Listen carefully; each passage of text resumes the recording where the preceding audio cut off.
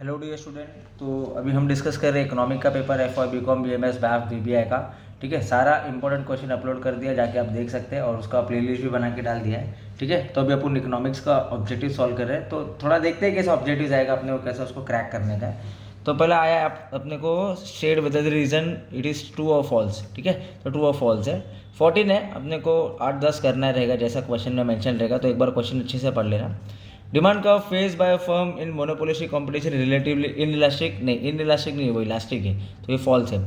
In practice price charge by the firm may not be as per the theoretical price. सही है ना, practice में जो रखा है वो थियोरेटिकल में थोड़ी रखेंगे, वो तो रिस्पॉन्स देके रखेंगे।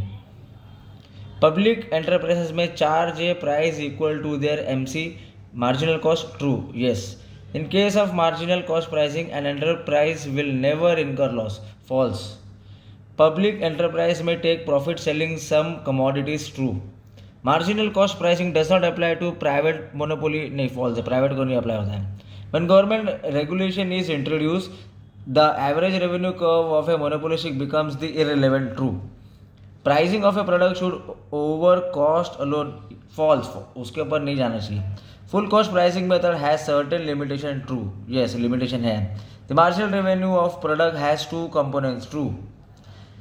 If the total revenue of a commodity A is increased due to an increase in the sale of B, then the A and B are substitute good. False. Substitute goods नहीं होते वो। Transfer pricing is never equal to the market price of the product. False. वो equal होते हैं। Companies use transfer pricing to avoid taxes. True.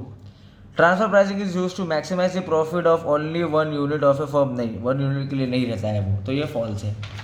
उसके बाद correct option अपने को ऑब्जेक्टिव्स में सिलेक्ट करना है।